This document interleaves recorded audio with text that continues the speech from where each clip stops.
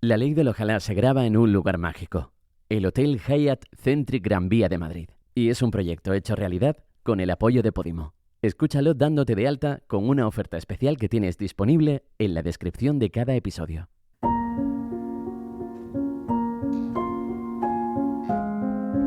La ley del ojalá es aquella que hace que te paralices, que dudes de tus capacidades, hasta de tu talento y de ti. Es una ley que relacionan a la cobardía de querer y no poder. Es una ley que no se refleja en ningún libro, pero que perdura en el tiempo y en la historia. Una ley imborrable que nadie es capaz de hacer desaparecer. Es una ley universal, pero que algunas personas esquivan, o bien, o intentan por todos los medios no cumplir. Y eso es lo que hace que consigan lo que siempre soñaron. La ley del ojalá está dedicada a aquellas personas que eligieron el camino de luchar por lo que querían, a pesar de que las voces intentaron lo contrario. A pesar de ir a contracorriente, o incluso de sentir la soledad más absoluta como precio a pagar. Pero también habrá experiencias bonitas, caminos llenos de luz y encuentros mágicos. La ley del ojalá es un podcast en el que hablaremos de metas, de cumplir sueños y de perderse en la inmensidad de querer que pase lo que siempre quisiste que pasase y de repente pasó. Del camino hasta que llega, de si llegó tal y como lo había soñado y de si mereció la pena.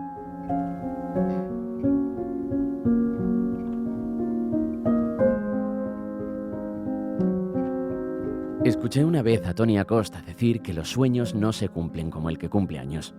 Se madrugan, se curran, se estudian, se trabajan y un día, a lo mejor, ese sueño se hace realidad. David le resta ese halo de misticismo a su propia historia. Un camino que está lleno de decisiones tomadas desde la mayor honestidad que he visto nunca.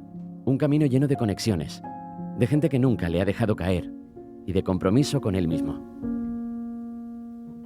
David Martínez Álvarez, ¿cómo estás? Pues muy ilusionado. Ilusionado por la época que vives actual. Y también por la entrevista. Lo hemos madurado como mucho, ¿no? Sí, a ver, desde el momento que lo soltaste, pues creo que estamos en sintonía, ¿no? De lo que es el ojalá, de ese poder paralizante, de ese impedimento que engloba todas estas letras y como muchas veces te lastra, ¿no? Y te aleja muchísimo, te dista de cumplir los sueños que tú decías. Fue curioso porque todo el mundo me aportaba como palabras o contextos muy positivos con el ojalá, ¿no? Y yo estaba en casa diciendo, hostia, lo estoy haciendo mal, a lo mejor, pero es que luego va a ser igual todo lo contrario. O sea, para mí el ojalá era muy negativo. Sí, y te lo digo también como filosofía de vida. Quitando rollo mindfulness, creo que tardo el mismo tiempo en pensar ojalá esto que en intentar llevarlo a cabo, ¿no? Entonces creo que es una forma conformista, es una forma amarrategui de quedarse con la palabra. Entonces cuando la gente piensa en algo positivo con el ojalá, creo que se está perdiendo muchas cosas. Pues la ley del ojalá es la ley que nos hemos saltado algunos que otros. David obviamente se la saltó y por eso está aquí. Por eso es el primero además. En la portada del podcast de este episodio es un David muy pequeñito. Vale. ¿Qué te gustaría decirle a ese David pequeñito en relación a los sueños? Pues lo has dicho bien, que los sueños se sudan, que los sueños llega un momento que son realidades palpitantes y que hay que regarlos para que sigan siendo realidades y no se degraden a sueños. Entonces, pues bueno, suéñalo y cuando ya lo hagas, riégalo, cultívalo, engórdalo para que no se vuelvan a degradar a sueños, ¿no? A ensoñaciones. ¿Y qué sueño tenía ese David pequeñito, el de la foto? Pues el David de la foto, el sueño que tenía era... Yo vivía en Alcalá de Henares, en Alcalá, tenía el río Tiet, el río Henares, y veía el Eceomo desde mi casa. Y había en la parte de arriba de la meseta del Eceomo, veía que según la hora se ponía oscuro, como si se abriese como una nave, una base secreta que empezasen a volar a aviones. Por aquel entonces los dibujos animados eran los X-Men y yo soñaba con tener poderes, con ser de los X-Men y si venía un centinela pues darle pa'l pelo. Yo tenía sueños grandes ya desde pequeño. ¿Se imaginaba ese David pequeñito todo lo que ha venido luego? No, y tampoco el adulto, ¿eh? Cada cosa que me ha venido como un juego y es ya que estoy aquí, vamos a jugar y tomármelo con toda la seriedad que merece y también con todo el desapego, ¿no? Que contiene. Y no, la verdad que ha sido soy muy disfrutón con todas las propuestas a la hora de crear.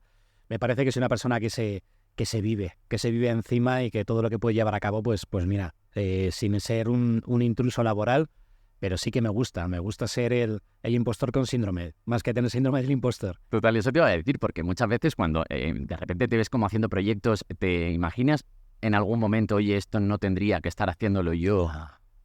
No, y al final creo que si se hace todo con cariño, si se hace todo con respeto, si se hace todo cuidando, ya está. A lo mejor que hay alguien trabajando y partiéndose el lomo por llegar a alguien y a lo mejor yo por el nombre, pues ahí sí que entiendo, pero no por el mero hecho a priori de abrazar algo, me voy a sentir mal si es algo que quería hacer desde hace muchísimo tiempo. ¿Sientes además que nos obligan como a defender un sueño, un camino, una meta y no te salgas de esa? Porque igual de repente me apetecía ser cantante de pequeñín, luego descubro que es la música y no me apetece nada ser cantante. Y creo que los hombres más. Creo que desde pequeños nos intentan ahí inocular, como hay que ser esto, de bueno vas a ser tonto, si eres inocente se van a aprovechar de ti, tienes que ser ambicioso, si no la vida verás que hostias te mete, no llores porque si no lloras como una nenaza o lloras como un marica, ese tipo de cosas y claro, crecemos crecemos ahí obstruidos buscando lo que quieren nuestros padres y madres, lo mejor para nosotros. Y por eso ocurre que mucha gente cuando llega, decía hombres pero también mujeres, cuando llegamos a lo que era nuestro sueño desde pequeño, a lo mejor nos sentimos vacíos, porque en esencia no queríamos eso. Pero nos hemos creído esa mentira y la hemos verbalizado tantas veces que pasa por verdad. Se oyen ruidos de fondo, no hay silencio absoluto en la ley del ojalá, es algo que además me gusta mucho. Me negué como a estar en un estudio o a que nos grabaran cámaras, porque creo que el sentido de esto es un poco volver a la esencia de aquel niño de pequeñito. Y creo que hay muchas voces que hemos tenido como desde pequeñito dando vuelta. Cuando de repente decides no escuchar esas voces y seguir el camino que querías seguir. Yo nunca he callado las voces. Esto lo he dicho en muchas entrevistas, la gente se ríe. Yo lo digo con cierta compasión y ternura hacia mi persona, pero yo de pequeño pensaba que tenía poderes, no los de los X-Men, pero sí que tenía poderes porque era capaz de hablar sin abrir la boca. Yo hablaba con la boca cerrada y me sentía poderoso porque yo era capaz de hablar sin que nadie me escuchase y la otra persona no se daba cuenta de lo que decía. Cuando crecí un poquito más me daba cuenta que eso se le llamaba pensar. Yo desde pequeño he sido incapaz de callar las voces. Otra cosa es que las quiera hacer caso o las invalide. Yo nunca he tenido grandes miedos a la hora de desarrollar, ¿no? De desarrollar proyectos, de desarrollar acciones y demás. No, ha sido como vamos a jugar y a lo mejor también por cómo me ha venido la vida. Yo me enganché porque no tenía mucho cariño de pequeño, pues me enganché una teta mala. Hay gente que se engancha a las drogas, hay gente que se engancha al sexo, hay gente que se engancha al juego. Yo me enganché a crear, porque si creaba, hacía y deshacía conflictos. Entonces, dentro de mi mundo de Dios menor, nada malo me podía pasar. Claro. Entonces yo estaba jugando. Entonces muchas veces voces que me decían no hagas esto, si a mí me hace sentir bien, si a mí me hace sentir querido, si a mí me hace sentir tener un lugar. Y yo empecé con un micrófono de ordenadora una tarde en casa de un amigo que se llamaba Isra, desde aquí un besazo a Isra, a cantar canciones de la maqueta de Estopa y hacer covers. Y yo decía, ¡guau! Ojalá un día me dedicase a la música, pero nunca quise ser cantante. Pero una noche de verano, en las fiestas patronales de Alcalá, por no ir a las fiestas, uno de mi grupo dijo, vamos a hacer un grupo. Dijo el otro, yo voy a ser DJ. Y yo dije, bueno, yo hago poesía más mal que bien, la conversión no puede ser tan difícil. Y ya que estoy aquí. Y eso ha sido toda mi vida, ya que estoy aquí. ¿Cuántos años tenías ahí? 16, 15, 16. Fue sí, 15, 16. ¿Ha habido alguien en todo ese camino que haya sido como súper necesario para que no pierdas el foco? Y Jorge Mes, mi DJ, mi socio, aquella persona que en el autobús cuando íbamos a Valdesquí en primaria me impresionó tanto como vomitaba llenando la bolsa en el autobús mientras que estamos viendo Dragonheart, que le ponían la película en el autobús. Me impresionó tanto que dije, a partir de aquí somos amigos, con tan buena suerte que al siguiente año, esto era con 11 años, con 12 años coincidimos en un equipo de balonmano del colegio y a partir de ahí amigos. Pero yo creo que Jorge siempre ha sido mi espejo donde mirarme y mi ancla y incluso pues, reflejo en muchas cosas, aspectos de mi vida. Cuando yo no tenía pareja y veía la relación que tenía con la que ahora es su compañera de vida, su mujer, yo decía, ojalá tuviese algo así, ¿no? Entonces, para mí siempre ha sido un referente. Qué maravilla. Oye, ¿te has rendido alguna vez a nivel personal de decir, oye, ya no puedo más, este camino, me he equivocado de camino y debería haber seguido otro, no sé cuál? ¿Ha pasado ese momento? Sí, yo me acuerdo una vez es que yo no sé si está en Barcelona, yo no sé si está en Girona. Hablamos de Blanes. Tampoco te puedo ayudar yo mucho. No, hay sitios que no sé muy bien dónde está, pero Blanes ocurrió una cosa que en 2010 saqué mi primer disco en solitario. Yo venía ya con un poquito la inercia de haber ganado la batalla mundial, de la Red Bull Batalla de Gallos, y entonces, a priori, todo parecía ir muy guay. MTV entró en la TDT como programa piloto, entonces pusieron un carrusel de videoclips donde solo había 2 en nuestro idioma. Uno era de David Bisbal y otro era Sastre Sonrisas, canción que hago con Hermano L.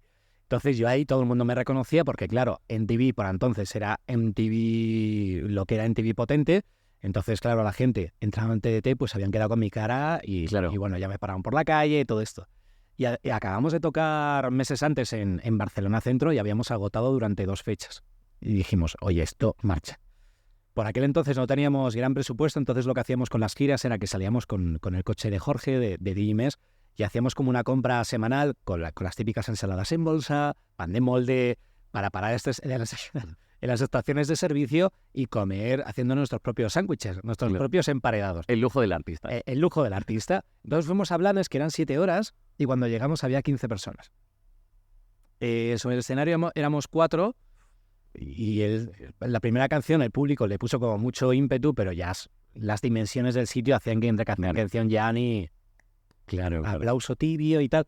Y yo terminé ese concierto y dije, lo dejo, no me compensa, 7 horas, esto no puede ser, lo dejo. Y menos mal que no lo dejé. Ahí fue cuando me lo planteé. ¿En qué piensas para seguir adelante después de vivir este tipo de situaciones? Pues que el manager que tenía por aquel entonces dijo, un concierto más. Pero un concierto más y a ver, y ese concierto creo que sí que lo reventamos, que se agotó todo y nos dimos cuenta que no había que tocar en Blanes. Pero que ¿Has vuelto a Blanes? No. Pero me di cuenta que una enseñanza que he llevado por bandera, que creo que te pone en tu sitio, que es no somos ni para tanto ni para tan poco. Y me parece que eso es una filosofía de vida que es la hostia, ¿no? Sí. Porque me parece que, oye, nosotros por el mero hecho de nacer sí que es sensible que podamos recibir abundancia, pero tampoco nos creamos elegidos o elegidas porque te vas a comer un ñordo y también está bien. Y es una parte del proceso vital y ojalá no te lo confieses, hablando de ojalases, pero bueno, forma parte de la vida y creo que curte. ¿Y cómo de complejo ha sido llegar al momento en el que estás hoy en día? No ha sido complejo. La verdad que no ha sido complejo. Como siempre he ido yo por la carretera secundaria, sin atajos, pero la carretera secundaria por convicción, ha sido como, y está siendo un lujo, está siendo muy gustoso. Ahora que vengo de las Azores, muy gustoso. La verdad que es eso, que cuando haces un camino que no es de segunda mano y empiezas ahí a jugar y hay gente que te dice, ¿por qué haces eso? Y les encantaría hacer esto, pues creo que eso te empodera. Creo que eso te empodera y eso te ilusiona y bueno, tú lo sabes, que has hablado conmigo, o gente que se junta conmigo, ven que soy una persona que siempre está como en proyectos y que siempre está muy ilusionada con lo que hace. Y creo que radica, o la clave de esto, es que no intento hacerlo de nadie. Entonces, pues ha sido una carrera y esta ha sido una carrera, pues así, a sueño que tengo, pues voy a por ello de cabeza y a ver, vamos a llevarnos el viaje por lo menos. ¿Cuántas veces te han presentado como rapero? Muchas. Muchísimas. Lo que me encanta porque dentro del rap no me consideran así, o me consideran poeta, o me consideran rap pop, o popero, o rockero, o yo qué sé. Yo me acuerdo en un concierto que hicimos el año pasado en Galicia, en Sonrías Baixas, que también tocaba KCO, y KCO tocó antes que nosotros, y se quedó a ver nuestro concierto, y claro, yo creo que por haber colaborado con Tan Sugueiras, Galicia me ha adoptado bien. Claro. Galicia me ha adoptado bien. Habéis jugado muy bien ahí. Claro, entonces salí, toda la gente loca, y dimos uno de los conciertos de nuestra vida, y me enganchó Javi y me dijo, tú ya no engañas a las gachis, lo tuyo es muy duro, ¿eh? Y mira que, claro, y los de la banda estaban flipando porque nosotros tenemos como mucho músculo rock en la banda y demás. Entonces, pues no sé, la gente no sabe etiquetarme. Entonces intentan, yo creo que ya rapero no, ya me ven peinando canas y ahí con mi hijo y rapero no. Pero sí que es cierto que veo como verdaderos intentos de clasificarme. De hecho, yo tenía muchos prejuicios, he tenido muchos prejuicios en mi vida y yo cuando te escuchaba yo decía, pero si me gustan, no es rapero. ¿Cómo va a ser rapero si me gusta? A mí hay canciones que me gustan, si puede ser rap. Sí. ¿Y cómo, has hablado de Tanchugueras, cómo ha sido de intenso tener relación con el mundo eurovisivo? Como candidato, ¿eh? A mí me encanta. Y me encanta tanto que me quedé. Me quedé porque ahora soy asesor musical Muy bueno. del Benidorm Fest y yo flipé. Yo flipé porque no sabía... No sé, esto vino de la mano de David Meca. David Meca, nadador olímpico. David Meca. Estaba yendo a cenar con Ruth Lorenzo a un ático de Madrid la misma noche que íbamos a salir el videoclip de una colaboración que tenemos. Y no sabíamos que en la casa de al lado, en el ático, estaba David Meca, su casa, y nos saluda. Oye, ¿sigue teniendo la marca de las gafas? No. Todavía no, ¿no? Bueno, se acaba de ir de vacaciones por ahí, que de hecho el otro día celebré el cumpleaños al mismo sitio que estuve y le escribí por si se quería pasar, pero él está de vacaciones, a lo mejor vuelve con la marca, ¿eh? Pues bueno, nos saludó David Meca y le dijimos, oye, vente, y vino. Y se declaró como, al llegar, descubrimos a un eurofan confeso que tenía un grupo de WhatsApp de altas esferas eurofanes y que le pidió una foto y un saludo a Ruth Lorenzo, claro, a los eurofanes, y nos dijo, oye, ¿qué os parece si para hacer más llevadera la espera antes de que salga el videoclip a las 12 de la noche, venís a mi casa? Vemos como algunos de los números más icónicos de Eurovisión y lo enlazamos con el tema.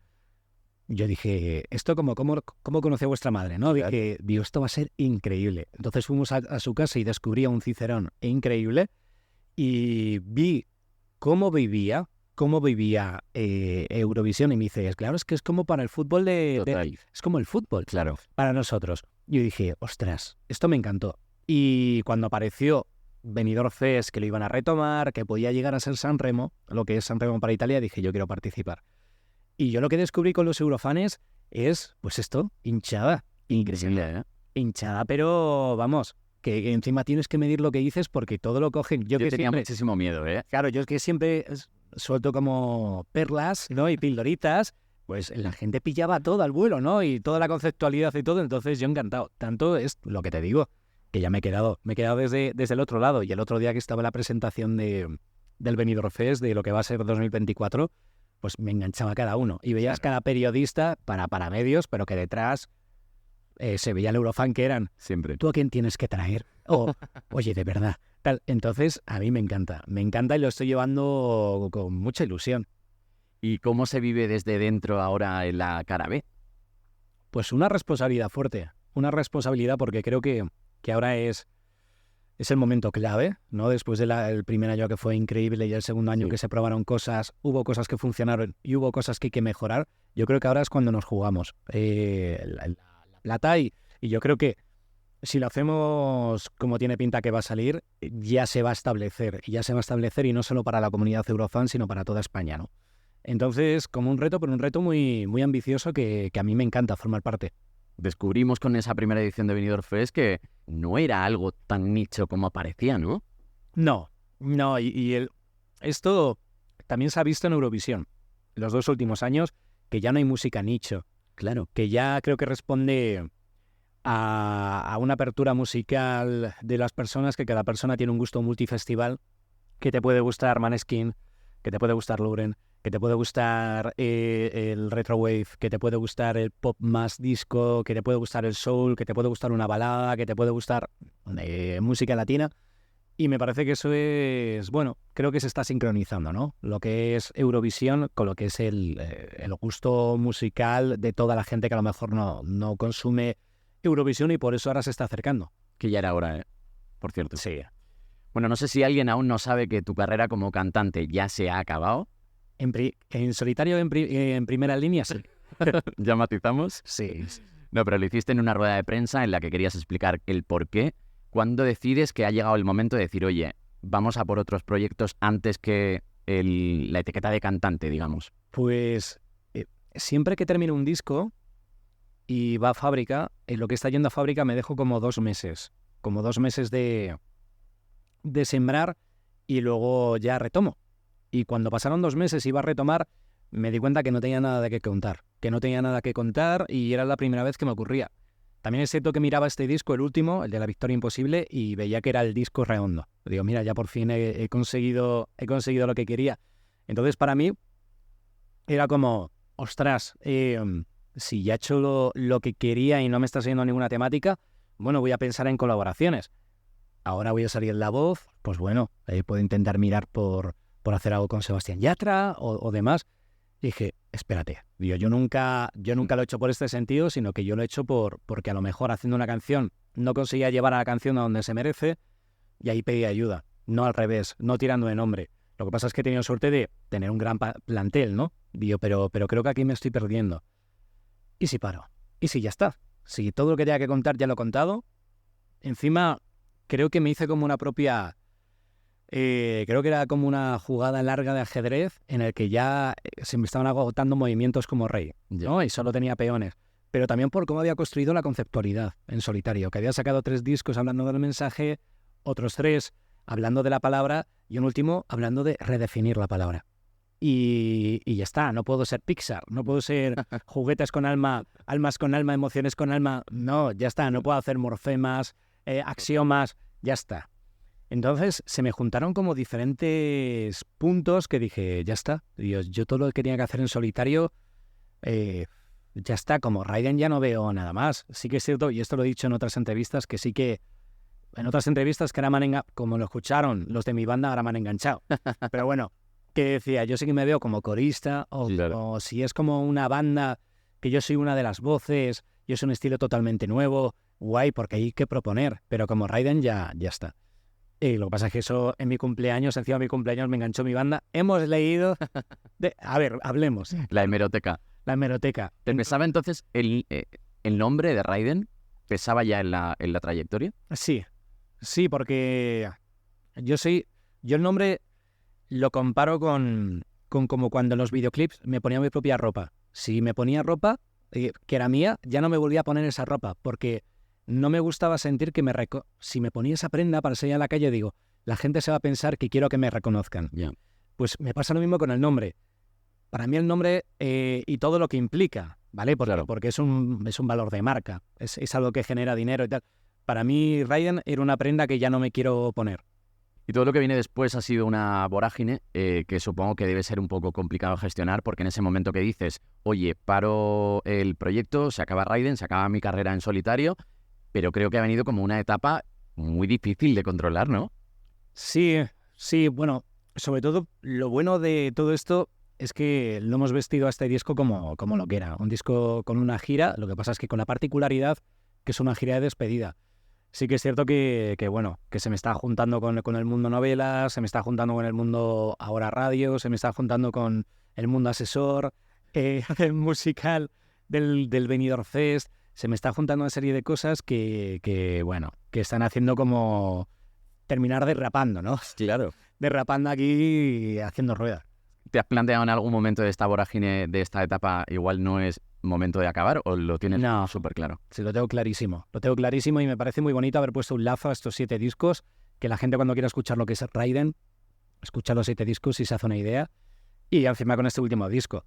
Lo guay, y aquí sí que puedo pecar de miedica, pero prefiero, ahora que ya he hecho el disco que por fin que quería... Que cerremos con esto. Sí, que creo que es el punto óptimo de madurez de cada uno de los estilos que hago, ya está. Y no va todo muy rápido, y hablo de la música o hablo de la forma de gestionarla, de crearla, de compartirla, no va todo demasiado rápido, porque gente como tú que crea un disco con algo tan mágico alrededor y algo tan creado, y no son canciones de consumir de hoy para mañana, ¿eso cómo se afronta cuando te dicen, oye, tienes que hacer un disco, pero es que cuando sale tengo que estar pensando en otro? Pues la verdad es que al principio era frustrante, ahora ya entiendo qué es lo que hay. Y entiendo qué es lo que hay y entiendo que va a otra velocidad. Es curioso porque gente a lo mejor que está en la parte noble de la tabla como yo, lo que saca como adelantos de singles sí que tienen como un recorrido fuerte, pero cuando sacamos el disco, las otras canciones no las quiere escuchar nadie. Entonces es raro, ¿no? Es raro tener canciones ya de este disco que ya tienen disco de oro y otras que todavía no han llegado a 100.000. Cuando tiene el disco ya tiene como casi medio año. Las canciones con colaboración pues tienen muchísimas escuchas. Las canciones, sí que es cierto que las que ha hecho single, que es algo yo solo, tienen escuchas pero no tantas. pero en concierto la gente no quiere escuchar las colaboraciones. Y te tiras de los pelos, no sabes qué pasa. De pronto ves a lo mejor de Spotify, que es la principal plataforma de streaming, ves que un artista con el que has colaborado acaba de sacar nuevo single y de pronto te suben en 20.000 escuchas ese tema y vuelve a entrar en listas y es todo tan mentira, es todo tan maquillado, es todo que nosotros no sabemos ni siquiera dónde estamos. No, y hay gente, por ejemplo, yo veo en Twitter gente que presume de, gracias porque ya tengo 1 millón de oyentes mensuales. Gracias porque tal. A mí no me enseñes eso. Tú tienes, dentro de Spotify, tienes una plataforma que es Artist. Dime qué porcentaje viene por las listas orgánicas. Si es más de un 25%, esos oyentes como están se van a ir. Entonces es como todo tan superficial, tan moldeable, tan sin peso, tan diluido, que a mí me da un poquito de vértigo. Y es sobre todo, tienes que vestir cada single de acontecimiento, de relato, como Barbie, ¿no? Y porque si no lo vistes así, la gente no lo va a querer comprar. Que hay gente incluso dentro de mis seguidores, es que cada lanzamiento dices que es el mejor. Es que lo tienes que hacer porque la gente lo quiera escuchar, porque cada viernes o cada jueves, porque ya los viernes salimos muchísima gente, salen ya muchísimas personas y todo el mundo diciendo, escúchame, escúchame. Yo lo decía en una entrevista y creo que es la mejor analogía. Es como un running sushi, un plato. Siempre. Y como no te cojan, tienes que volver a meter el plato. Sí. Porque si no, te caducas, ¿no? Entonces, ahora respiro tranquilo de ya no estar en esa rueda. ¿Se echa de menos ese momento de sonar en la radio y decir, oye, ya tengo éxito porque sueno en la radio? Es que yo nunca... Mira, yo el otro día solté una pullita a los 40, en una entrevista a los 40, y me dijeron, ¿cuál es el hit? Uno de los grandes hitos. Y yo dije, pues mira, haber estado nominado a los 40 Music Awards, haber tocado en conciertos de los 40, haber abierto cantando en los 40 Music Awards sin sonar en los 40. Digo, para mí eso es un logro. Yo nunca he sonado en la radio, que sí que hay conversión, que es en los 40. Yo nunca. La gente que cree sí, pero yo nunca. Claro. Yo siempre por el call out o por lo que sea me decían, o demasiado rapero para indie, o el que le gustaba a los raperos demasiado indie para rapero. Yo siempre me quedaba a mitad. Sí que es cierto que sonan otras radios, Radio 3, ahora en Cadena Dial y demás, pero en los 40, en la radio de los éxitos, ¿no? Como ese que yo nunca he sonado, aunque la gente que cree que sí. Entonces, es raro porque yo siempre he estado como en muchos lados, pero luego no está en ninguno. Es difícil, de gestionar eso. O sea, no sé si a ti no te ha costado, pero cuesta como desde fuera cuesta muchísimo. A mí me ha reventado. Sí, ¿no? A mí eso me ha reventado. A mí eso me ha reventado porque no lo entendía. Y porque luego veía artistas que me tenían como clara influencia sonando y digo, tío, esto sí. No entiendo nada. Y ahí sí que he reventado a veces. Bueno, está bien que lo digas y está bien que lo digas en la propia casa donde hay que decirlo. Sí. Está muy bien. Oye, ¿cómo surge que la mujer cactus y el hombre globo se crucen en el Ojalá? Porque me rimaba. Porque, te lo digo, huyendo de nunca y jamás se chocaron en el Ojalá. Y es curioso porque la primera vez que yo fui a cenar a un sitio de Madrid, viviendo en Alcalá de Henares, fue en el Ojalá, que me llevaron Red Bull la noche antes de participar en la final de Batalla de Gallos que yo gané. Española. ¡Qué maravilla! Cuando me convertí en campeón de España. Entonces, para mí, ese sitio tiene como ya su propia mitología, su propio misticismo, y me rimaba. Y dentro de que me rimaba, también haciendo la letra, pues en la Plaza 2 de Mayo y Marceaba, digo, a ver, ¿qué sitios hay cerca? Claro. Cuando vi el Ojalá dije, qué maravilla. Es aquí. No, huyendo de nunca y jamás se chocaron en el Ojalá. Y porque me rimaba, pero ahí te das cuenta que hay cosas que tienen que ser así. Hay cosas que se imponen, ¿no? Que tienen energía y a nada saltan como un resorte. Para mí el Ojalá de Malasaña es súper importante porque es un sitio que me hace recordar que hay que perder mucho menos el tiempo, que hay que cambiar las cosas que uno quiere cambiar en la vida y sobre todo que no hay que repetir tanto eso de a ver si nos vemos. Sí. Cuando empecé a darle forma a la ley del Ojalá, yo sinceramente no estaba pensando en el Ojalá, pero cuando me escribiste por el tema de la palabra Ojalá, fue como que todo empezó a encajar. ¿Vale? Y encaja hasta el día de hoy, que de hecho le he dicho, se lo diré, no pensaba decírtelo en el programa, pero te lo digo. Hoy he empezado como una nueva etapa en Malasaña y he ido a desayunar con mis nuevos vecinos. Vale. Y uno de ellos es David Matarín y me ha dicho, dile que yo iba a ser el protagonista del vídeo de La mujer cactus y el hombre globo y no pude por fechas, no llegué al casting final y fue un proyecto que se quedó en el aire. Seguimos con la conexión del Ojalá Sí, y hemos ido al Ojalá a desayunar y yo no lo he decidido, ¿eh? qué bonito, Sí, qué sí. bonito. Es cierto que, por ejemplo, yo de las primeras veces que fui a desayunar con mi novia fue al Ojalá también. Y todavía no había sacado la novela. De hecho, había dejado la novela como stand-by, había hecho como los 2 primeros capítulos. Y me acuerdo que ella vivía en la calle Pez y íbamos a, no, vamos a desayunar aquí. Y era el Ojalá. Y era que una de las primeras veces aquí rollo empachado de amor. Si a día de hoy también estoy, pues imagínate. Y fue allí, fue en el Ojalá. Oye, esta época nueva y tan bonita que vives, ¿cómo de importante ha sido también para tomar decisiones como estas? Define época bonita. Hombre, yo te veo como muy enamorado de repente. Sí. Bueno, Ya ha pasado tiempo, pero lo vivimos todos como un momento como muy especial tuyo. Y ha florecido todo como de forma bastante bonita. Ella vive un momento también bastante bonito, creo, y muy necesario para la sociedad en general. Y me parece que además está haciendo un trabajo brillante. sí. Supongo que vivir esa etapa también debe ayudar un poco también a dejar claro qué quiero, qué no quiero, por dónde quiero ir y cuánto tiempo quiero para mí y para mi vida en general.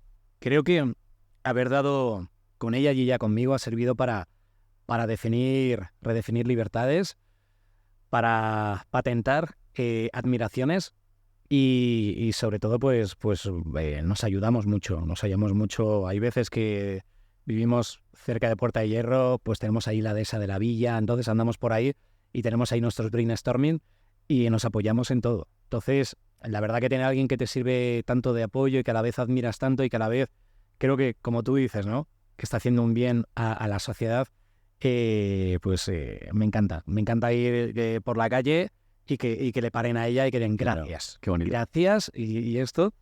Y no sé, la verdad que es curioso cómo la vida te pone justo a la persona y es raro porque esto no lo he contado en ningún sitio, pero yo tuve algo con una mujer que con esa mujer escribí la canción de Matemática de la Carne, lo que es para toda la gente, para que se vea que todo el mundo está conectado. Y fue algo que, como no pudo ser, rápidamente nos convertimos en amigos, pero amigos muy, muy del alma, como semejantes muy del alma. Y en 2016 me dijo que por qué no podíamos hacer un proyecto juntos en el que ella, que es fotógrafa, me enviaba fotos y yo hacía poemas. Y me envió la foto de una modelo que yo tenía que describir y esa modelo estaba apoyada en una atalaya con una ola rompiendo. Yo tenía que imaginarme si se iba a quitar de la atalaya o si se acababa de sentar, si le gustaba el mar o si no le gustaba, si le gustaba... Bueno, todo esto. Y era Bea. Qué fuerte. Claro, entonces al final la vida, de hecho, la chica le dijo a Bea, te vas a pillar de David. Y al final se dio. Entonces es raro como la vida te pone justo... Entonces siento, cada vez que yo canto Matemática de la Carne, Claro. siento que sin esa canción no hubiese podido conocer a Bea. No, entonces es como raro pero muy bonito. Yo hay algo que me gusta mucho que es justo lo que hablabas de admiración. Sí. Se ve mucha admiración entre vosotros y cada post compartido, cada publicación que leo es como un arrebato de admiración. Sí, es que encima cuando ves a alguien que es un modelo a seguir, que sirve para romper la velocidad que te impone la sociedad, esta sociedad de consumo, esta sociedad de ambicionar, esta sociedad de dismorfia, esta sociedad donde se cree que los modelos están en el Olimpo y viene una persona del mundo del modelaje a humanizar y una persona a decirte que no estás, sobre todo para mujeres, ¿no?, que no estás sola, que es normal sentirte así, X cosas, y cuando esa persona compartes gastos con ella, yo flipo con esto y la verdad que es una admiración orgánica y creo que le pasa, sé que le pasa a ella lo mismo conmigo porque ella siempre se invalida y yo sí que soy muy cohete y digo, venga, vamos, tal. Entonces ahí sí que se sube encima de mí y ahí aprovecha, ¿no?, la inercia para atreverse a materializar. Y sin que David lo sepa, y por lo tanto se está enterando en este momento, escuchando el episodio, ya que hablábamos de Bea, le hemos pedido que viaje en el tiempo, al pasado, y le mande un mensaje al David pequeñito de la foto que estás viendo en la portada de este podcast. Al David pequeñito le diría que no se avergüence de llorar, que exprese sus miedos, que muestre su cariño, que no le haga caso a ese médico que le ridiculizó, que la vulnerabilidad le invitará a conocer el amor.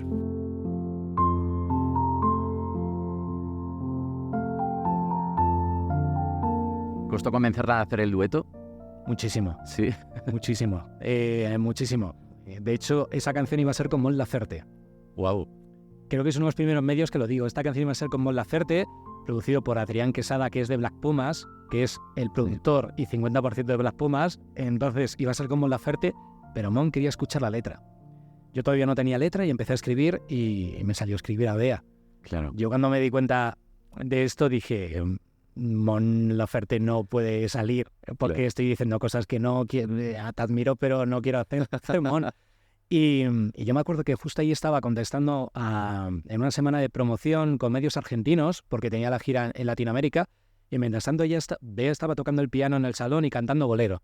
Y era como, me cago en Dios, y yo me cago en Dios, y yo que no lo consigo, y que no lo consigo, y que no lo consigo. Y al final supe llevarla y digo, mira, vamos a jugar.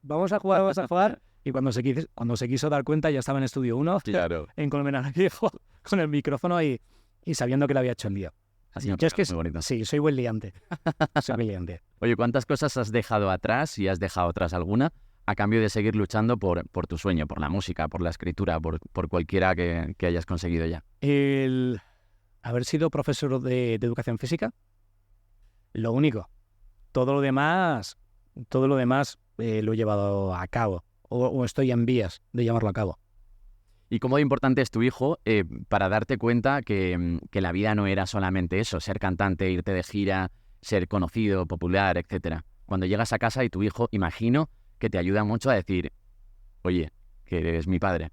Sí, lo que pasa es que él ha sido el año que se empieza a dar cuenta de la dimensión, ¿no? de la movida. Sí que es cierto que fue a verme al Wizzing y es como... en Navidades fuimos a ver Hot Wheels, como los Monster Truck, y me decía, papá, ¿le has dejado el sitio? Que digo, Diego, el Wizzing Center no es mío. Lo que pasa es que aquí se dan conciertos y igual, a lo mejor en el recreo, en vez de sonar una alarma, suenan canciones y empieza a sonar Calla Llorería, Claro. que también qué mala baba los profesores. Pues es mi padre, ¿no? O todas estas cosas. Yo creo que se está dando cuenta, pero en casa siempre ha sido normal. Porque yo tenía una relación muy dialogante con él. Muy dialogante. Si yo no estoy con él todos los días, hago una videollamada y le explico dónde estoy. Si estoy donde un concierto o en las pruebas de sonido o después, cuando ya se ha ido la gente, le enseño el escenario. No sé, creo que se ha empezado a dar cuenta ahora que no es lo normal. Pero porque yo tampoco lo he tratado como algo así raro. Sí que es cierto que a lo mejor la gente cuando me para o algo así, pues ya sabe, ¿no? Y esto. Pero bueno, desde pequeño, como es algo que llegó desde pequeño, pues yo creo que se hace una idea. Oye, y con Calle de la Llorería, yo aplaudí mucho Calle de la Llorería, personalmente, pero ¿cómo de claro tenías que querías lanzar ese mensaje en un momento tan importante y tan público como Eurovisión, ¿no? La candidatura de Eurovisión. No era porque fuese Eurovisión, era porque quería que fuese el primer single. Esto venía, y este disco ha venido supeditado de mi vuelta a la terapia con un psicoanalista. Y uno de los primeros temas que tratamos, yo me acuerdo que yo la primera vez que fui a terapia es no me consigo quitar la capa de padre. Yo allí estaba soltero, no conseguía tener ninguna relación estable, todo salía mal o lo hacía de muy mala manera. Pensaba que hablando las cosas no pasaba nada, pero si mis actos decían lo contrario, al final consumía cuerpo sin querer, pero entendía que se sintiesen así y si intentaba hacer algo de como relación, en el momento que a lo mejor mi hijo se hacía una brecha o que mi hijo me decía un día que no podía estar con el techo de menos, bastaba para que lo dejase con una persona que tenía enfrente. Y yo me acuerdo que la primera sesión de terapia dije, hola, me llamo David y no sé quitarme la capa de padre. Lo primero que me hizo conectar fue con mi vulnerabilidad y por eso quise que la primera canción que escuchase de esta victoria imposible, de este último disco, fuese Calla Llorería. Y no podemos ponerla porque en el podcast no se puede poner música todavía, pero invitamos a toda la gente a escuchar Calle de la Llorería y que pongan nombres, apellidos y lo que necesiten. Sí. ¿Qué es aquello que te hace pensar que sí que ha merecido la pena todo esto? Cada día tengo mi grupo de amigos que la gente lo llama banda. Giro con ellos, juego, hacer canciones, me pagan por ello, se llenan los sitios. Mis canciones sirven como banda sonora, sirven para sentirse más entendidos, sirve para poner palabras, sirve para gente que a lo mejor no están del todo admitidos por la sociedad, tengan puntos de encuentro como son mis conciertos para sentir que son lugares seguros, que son lugares representativos, donde merecen ser queridos. Es la mejor profesión del mundo. Es increíble en estos tiempos tan polarizados que haya lugares donde la gente se puede juntar a verbalizar lo que sienten. Eso se tendría que proteger. Siempre me pasa cuando os veo en conciertos a toda la gente que os dedicáis a la música que pienso, qué pena que no puedan vivir esto que se está viviendo aquí abajo. Supongo que debe ser mágico vivirlo arriba, pero me pasó en el Wizzing, concretamente, que había una magia brutal abajo. Había una esencia increíble. Y siempre lo pienso, digo, qué pena que no pueda vivir David esto. Sí, mira, yo del Wizzing me acuerdo que los primeros 3 segundos que cogí el micro me tembló la voz. Y ya sin temblor la voz, no sé, desde que las jornadas culturales de mi instituto canté en mi primer concierto. Y fue como... pero rápidamente tuve un pensamiento que duró una décima, aunque lo sentí como un milenio, que dije, a ver, si toda esta gente se junta aquí, Claro. es para celebrar esto, déjate llevar. Y ha sido el mejor concierto que he hecho, casi 3 horas y la voz intacta, el público dejándose llevar. Entonces para mí sí que fue como un trance, ¿no? Fue como en la película de Soul, cuando estás al otro lado. Entonces fue muy bonito vivirlo y también con muchas ganas de vivir el próximo y último Wizzing. Que se repite, qué maravilla, porque no tenemos fin de gira, por lo que sea en Alcalá. Bueno, por lo que sea, no. Porque evidentemente yo no voy a blanquear.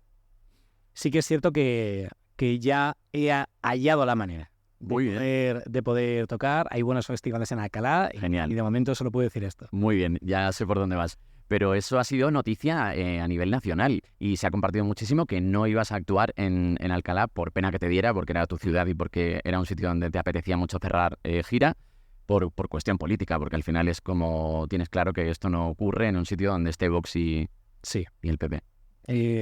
A ver, me parece... De hecho, ahora me estoy metiendo en redes sociales y estoy viendo que hay como una corriente pequeña, pero había una corriente como que, nunca mejor dicho, pero zapatera tus zapatos, ¿no? Como que no deberías, tú cantas, Sí. no deberías hablar de política, como si la política fuese un arcoíris que si lo sigues al final hay una olla, como si la política no rigiese todo, como si la política en malas manos no atentase con el bienestar social y con el clima de concordia y con la igualdad y con la equidad y con la protección. Yo flipo. Entonces, cuando veo que hay gente que dice que es que, sobre todo, nos lo dice mucho a Pucho, porque Pucho también es un jardines como yo, a Iván Ferrero y a mí, y a Andrés Suárez. No deberíais, porque te debes a tu público. No me debo a mi público. Yo le agradezco. Yo no me debo a mi público, porque tal como estoy me salgo y yo soy la prueba de esto. Claro. Yo me debo a mis convicciones. Si tú te asustas con lo que digo en redes, por favor, te pido que vayas a clases de escucha activa porque no se escuchan mis canciones, porque mis canciones evidencio esto. Entonces, a mí que alguien se sorprenda, pues mira, ya está. Y sobre todo, a mí en Alcalá, y yo lo decía, y ante esto lo puedes entender o no lo puedes entender. Sí que es cierto que como era antes de elecciones, la gente del PP era como, ostras, pues la puñeta. Pero es que yo estuve sin tocar 6 años en Alcalá de Henares porque en un festival para Haití, lo recaudado se lo quedó el consistorio del PP utilizando mi nombre. Claro. Y gente nazi, que luego pasó por la Falange, que luego pasó por España 2000, ahora está en Vox, y no voy a blanquear a gente que el 20N persigue. Y hay gente que está fuera de Alcalá que dice, eso no pasa. Pero hay mucha gente que somos de Alcalá que dice, sí, yo me acuerdo. Y yo no estoy para validar en ningún tipo de fascismo. Y la gente que dice, es que la extrema izquierda es igual que la extrema derecha. No, porque hay unos que quieren construir y hay otros que quieren destruir. Y nosotros abogamos porque todo es equitativo y lo otro es... Mira, entonces, a mí ante eso, las medias tintas, a las que las quiera. Pero yo, si está en mi mano, que mi adiós no sea dándome la mano o que alguien se dé una palmada en el pecho diciendo que me ha traído y que sirva para blanquear ese tipo de ideas retrógradas. Hay una oleada de gente que dice que los artistas no deberían hablar de política, cuando me parece que lo que dices, al final la música es como un altavoz que siempre y durante toda la historia ha servido para hablar de política. Y sí que veo, y eso me hace tener un poco de esperanza en la humanidad, otra oleada de gente que está reclamando que los artistas hablen de política y se posicionen y que ayuden con esto a que la situación cambie o no. Pero ¿puedo llegar a entender que un artista tenga miedo todavía en 2023 a dar su visión de la política o hacer lo que has hecho? ¿Te cierra puertas esto todavía? Claro que te cierra puertas, también te las abre, pero te cierra puertas. Pero de todas formas, creo que la peor censura que puede haber es la autocensura, y no hablo solo a nivel político, hablo también a nivel de cosas que no verbalizas o canciones que no he llegado a sacar por cuidar de los míos o según qué cosas cuando tendría que haber sacado, y eso también es un tipo de autocensura. Entonces sí que lo puedo llegar a entender, pero si no lo denunciamos ahora, si no lo evidenciamos ahora, lo vamos a llorar después. Siempre he envidiado a la gente que no tiene miedo a nada porque he vivido siempre con miedo a casi todo. Pero cuando te vas deshaciendo de traumas, de fantasmas del pasado y de fobias, la sensación es parecida a creerte capaz de todo. Y supongo que eso será lo más cercano a no tener miedo a nada. El miedo es la barrera que activa los frenos, que te paraliza y decide por ti. La que activa el ojalá. Si repites demasiadas veces ojalá es porque en el fondo, algo dentro de ti, sabe que no pasará. El miedo también es el que te ayuda a no equivocarte o a no tomar caminos erróneos. Pero si no te equivocas y si no te aventuras a caminos erróneos, ¿cómo vas a saber si realmente lo que estás viviendo es lo que realmente querías vivir?